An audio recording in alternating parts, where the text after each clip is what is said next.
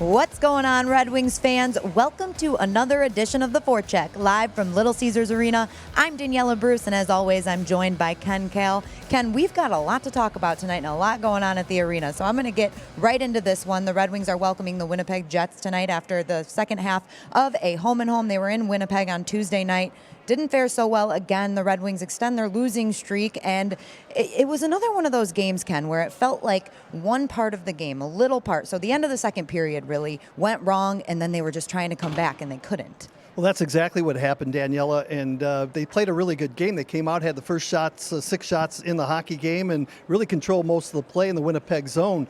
But as we talked about all season long, it seems like when something really goes wrong, it rains, it pours, and that's what happened. 3 goals in 2-minute span there late in that second period, and the game was over. And it's different if you go into the third period with a 1-goal lead as opposed to being down by 3, and that was the difference of the game. Right, and being down by 3 to a team like the Jets is definitely never a situation you want to be in. No, not at all, because they have so many great players on the team, and they're really strong up front, pretty stable back there on the blue line too, and when they get the lead, they usually close it out. And we'll talk more about them in a little bit because, like we said, they're back in town tonight. But first, Ken, let's talk about the Red Wings roster moves. There's been a lot of activity between the Red Wings and the Grand Rapids Griffins. Most recently, Dennis Chalowski, Madison Bowie were assigned to Grand Rapids, and Taro Hiroshi's on there as well. His was a little bit ago. It wasn't as recent as Chalowski and Bowie. But then there's also McElrath and Zadina, who were assigned as of yesterday, but recalled back to Detroit for tonight's game. Yeah, lots of wheeling and dealing going on here, and I guess that's what happens when you haven't won in a while. But I feel bad for Dennis Chalowski because this is a hard league to learn in the National Hockey League, and he's played about 80 games right now in the National Hockey League over last season and this year, and he's got all the tools offensively, but you got to be good on both sides of the puck. And this is not the league where a 21-year-old player is going to learn. So he's got to go down. He's got to play in all different types of situations. He was really turned inside out on one of those goals in that 3-goal span in the second period. But again, he's young, and usually defensemen, it takes a little while to learn how to play the game back there on the blue line. So he's got a lot to look forward to, but again, a lot to learn as well. Well, all of those guys are young, and you mentioned obviously this happens when a team is struggling like the Red Wings are right now, but all of these guys are very, very young, so they're kind of mixing it back and forth. You've got your veterans that have been injured for a while, so there's a lot of opportunity, and of course that opportunity is kind of going to go away at some point. And you have to get your confidence back, Daniella, and that's something that can happen when you're playing the American League. The American League's a tough league. I mean, it's you're not an easy, time where you go down there and you just, all of a sudden light it up. It's a tough league, but it's not the National Hockey League. But it's an opportunity for Dennis to play in all different types of situations, and anybody for that matter, when you go down there and play. And that experience is only going to help him out and get better. Definitely. And Ken, of course, we've got a hockey game here tonight, but tonight is very, very special in the fact that it is Heroes Night here at Little Caesars Arena. Carly Johnston was with some of the players this morning at morning skate, so let's go to her with more. Thanks, Daniella. I caught up with the Red Wings after their morning skate in the locker room, and it looks like Andreas Athanasiou is still out for tonight's game against the Jets. Bill Larkin is questionable, but some good news. Anthony Mantha and Jimmy Howard practiced with the team this morning. Tonight is Heroes Night at Little Caesars Arena, which means we are honoring the policemen, firefighters, EMS, and all first responders for their service and support. It's huge what they're doing for our country, and you see all the things that happen, and they're everyday heroes. I mean, it's awesome. They do so much for our community, and to have them here and just for them to know how much we support them, I think is huge. The Red Wings are looking to rebound after Tuesday night's loss against the Winnipeg Jets and respond with a win tonight. Back to you, Daniella.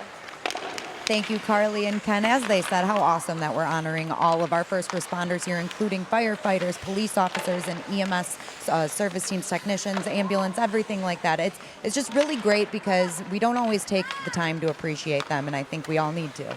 Yeah, they keep everybody, law and order. And, I'd like to give a shout out to my uncle who passed away a couple of years ago, but he was a lieutenant in the Detroit Police Department, served for the police department for 25 years.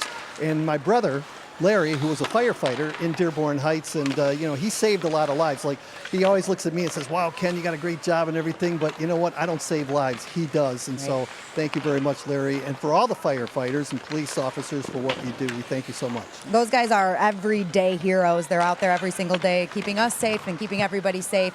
But we are going to have a little bit of superhero fun at Little Caesars Arena tonight. We are. There may or may not be a Batmobile here tonight, so that will be pretty cool. Are you serious? I'm serious. I'm serious. I got to get behind the wheel in that thing. If Ken misses the first period, you know where you can find him. I'm going to put the cowl on, too, you know. And let's talk a little bit more hockey, Ken. Carly did mention there that Dylan Larkin is questionable for tonight, along with Andreas Athanasiou being out of the lineup again tonight. That is not going to be good for the Red Wings battling against this tough Winnipeg Jets team. Yeah, especially if Larkin's out. You look at the offense, and prior to the last game against the Winnipeg Jets, he played pretty well, putting up some points on the board. But, you know, you miss a guy like Dylan Larkin. Hopefully he'll be okay, had time to rest this afternoon. If he doesn't play, that means the Red Wings will go with 7 defensemen. And that's not always bad, too, because the forwards get a chance to play a little more, and you can mix and match a little bit. Plus, you get the last coaching or the last change here for Jeff Blashill. So that can be a benefit playing with 7D tonight. So, but I hope Dylan's back because I think the Red Wings need some offense. They've been offensively challenged all season long. It'd be good to have them in the lineup.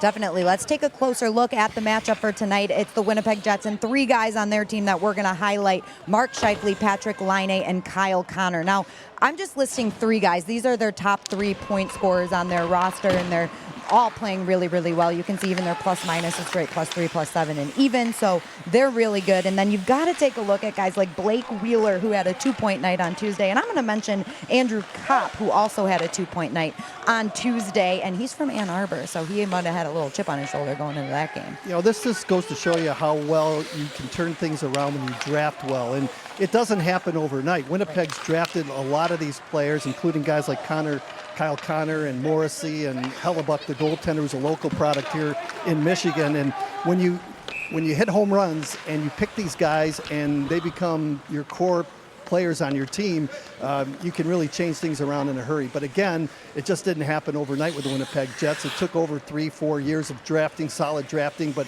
here's where they are today. So I guess when you're a Red Wing fan, you just have to be patient, trust in your general manager and your scouts, and hopefully down the road, the Red Wings will hit a home run just like Winnipeg did. And Ken, hopefully they do hit a home run down the road, but they've got to snap this losing streak in the meantime, and it's got to happen eventually. So why not tonight?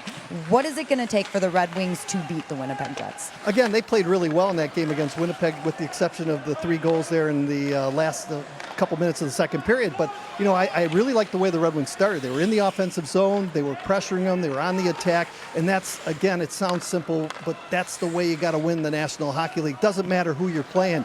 Keep that puck in the zone, and then if you get the chance on the power play, make things happen in that offensive zone. Get to the front of the net, and the Red Wings are offensively challenged right now. They only had 1 goal in that last game. That was Christopher N. with a tally, but you got to somehow get those pucks to the front of the net, cause some havoc and chaos in front. And if you do those things, usually good things happen, and you score a couple goals. We're going to look for a couple goals tonight, and you guys can enjoy this game on Fox Sports Detroit, or you can tune in to 97.1 The Ticket and listen to your very own Ken Kal tonight. Puck drop is 7:30 p.m. But I think you should really get down here. As I mentioned, we've got a lot planned for Heroes Night. It's going to be so much fun, right, Ken? I think you got some pooches coming up between periods. We do. We might have some puppies in the building, too. There's just a lot going on, a lot of fun for you guys. So if you're coming down, you're going to really, really enjoy it. Ken, thank you so much for being here. Thanks, Daniella. We'll see you guys next time.